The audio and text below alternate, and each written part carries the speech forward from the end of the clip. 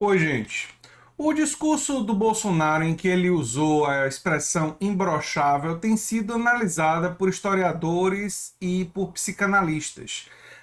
Um historiador, por exemplo, o historiador argentino Federico Finckenstein lembrou que esse tipo de expressão que remonta à virilidade masculina, a uma certa potência masculina, é típico do fascismo.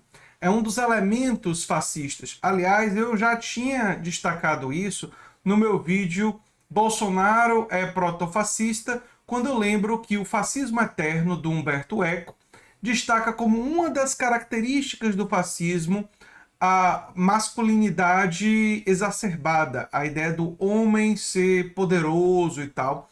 E o machismo, embora o machismo não seja específico do fascismo, o fascismo tende a ser profundamente machista, né? É uma das características do fascismo. Então, essa é uma das análises, mas eu vou deixar no comentário fixado essa reportagem da BBC que traz os detalhes.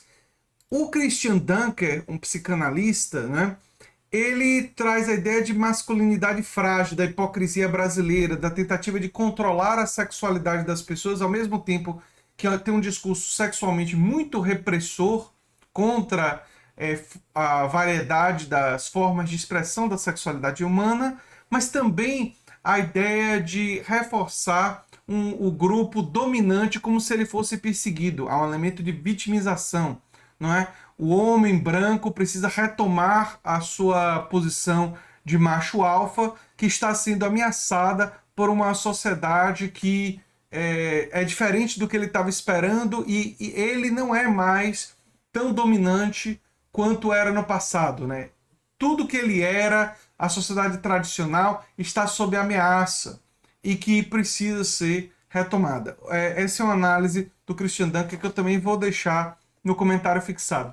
Mas uma coisa que eu queria falar sobre isso, e que é meio que óbvia, é que, e a Mônica Bergamo destacou isso, né? É que Bolsonaro disse para Playboy que já broxou, né? Esse elemento de dizer uma coisa que obviamente você está compensando é muito comum na tentativa de homens de querer se mostrar uma potência que não tem mais. Vocês já devem ter visto essa imagem clássica, aquele homem que passa de 60 anos e para tentar projetar algum nível de potência compra um carrão enorme, vermelho, carro esporte, né? Para parecer um playboy, né? Por que ele faz isso naquele momento? Ele está querendo compensar uma fragilidade. Então, por que Bolsonaro se disse imbrochável naquele momento do discurso do 7 de setembro? Ele se diz imbrochável porque a candidatura dele estava brochando. Ele estava querendo compensar isso. E por que isso? Eu vou tentar explicar para vocês. Todas as pesquisas já vinham apontando, não é, que Bolsonaro estava enfraquecido. O nível de rejeição em 52% da população brasileira, a entrevista no Jornal Nacional, que foi trágica, um debate que foi trágico. A repercussão da entrevista do Bolsonaro no Jornal Nacional basicamente destacou as mentiras do Bolsonaro. O momento que ficou destacado do debate foi a atitude machista e agressiva dele com a Vera Magalhães, que teve uma repercussão muito negativa fora do cercadinho bolsonarista. Então a candidatura do Bolsonaro, ela estava nas cordas, ela estava pressionada. Então qual foi o objetivo do 7 de setembro? Tentar demonstrar força, tentar demonstrar potência quando você está fragilizado. Tentar projetar uma coisa que não é a circunstância que se sente de fato, tal qual um homem idoso que compra um carrão potente para tentar, através do carro, projetar uma potência que não consegue mais desempenhar em outros lugares. Isso daí é muito claro. o discurso do imbrochável tentava esconder a fragilidade atual da candidatura. Tentar reunir muitas pessoas em dois lugares, Brasília e Rio de Janeiro, é uma tentativa de mostrar força, quando todos os indicadores sinalizam fragilidade. E é uma coisa que você chega a ser irônica, né? Vamos supor que você reúne 400, 500 mil pessoas, não era 1 milhão, como disse, mas vamos supor que fosse um número até maior do que foi noticiado pela aqueles que avaliaram aquela quantidade de pessoas. Os bolsonaristas no Brasil hoje são, de fato, milhões de pessoas. Dizer que eles têm 32, 33% do eleitorado brasileiro, segundo as pesquisas, isso são muitos, muitos milhões de brasileiros. Logo, eles reunirem em algum lugar, entre os apoiadores mais fanáticos, 200 mil, 300 mil pessoas, não há nada impossível de ser feito.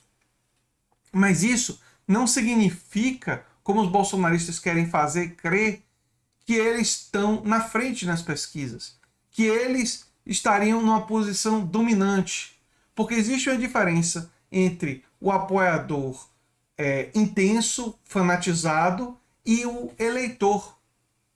A maioria do eleitorado brasileiro, segundo todas as pesquisas, e aí esse número ganha uma certa validade, tem uma rejeição já grande ao Bolsonaro por diversos motivos. Não é um motivo só. Eu diria que a condução da pandemia foi o motivo central, mas não apenas esse motivo.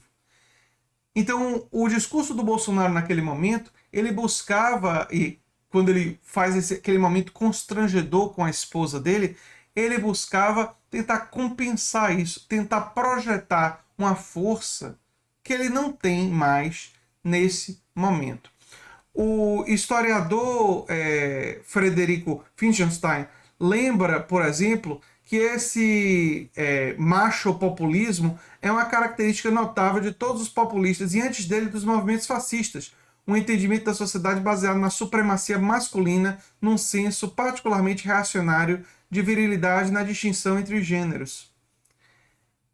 Eu já vinha falando sobre isso aqui no canal. E o psicanalista Christian Dunker, só para você destacar aqui para vocês, ele aponta a pontos pouco originais na narrativa de Bolsonaro.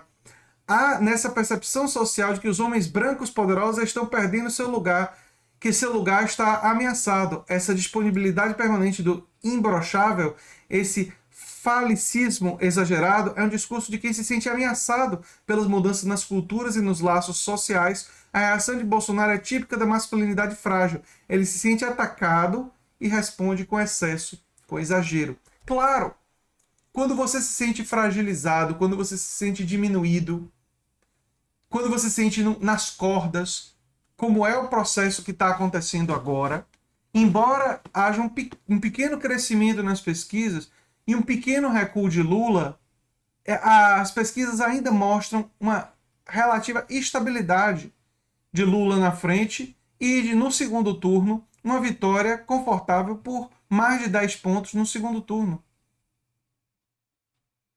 As piores notícias para Lula dão vantagem no segundo turno de 9 pontos. 9, 8 pontos. Piores pesquisas para Lula no segundo turno dão esse tipo de vantagem, né? 48 a 40.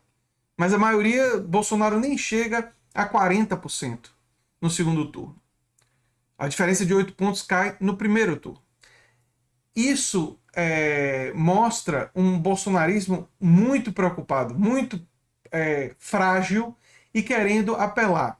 Claro que seria importante a vitória no primeiro turno, até para não dar mais tempo ao bolsonarismo de, com maior tempo, utilizar de notícias falsas, fatos novos, para tentar reverter de forma desesperada o quadro, né? Então seria importante vencer no primeiro turno.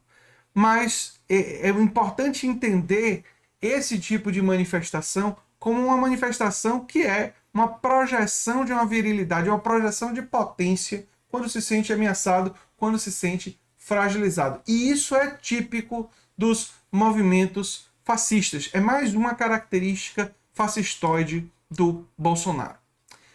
Era o que eu tinha para falar. Se vocês quiserem compreender isso melhor, eu vou deixar as reportagens no comentário fixado. Eu sou André Teixeira Jacobina, o canal Nova Máquina do Tempo, e a gente se vê em breve em outro vídeo. Se você gosta do que a gente faz, se inscreve, dá um like, compartilha, quem sabe vira membro ou apoiador, quem sabe faz um dos nossos cursos, onde a gente explora mais essas questões. Um abração e até o próximo vídeo. Tchau, tchau.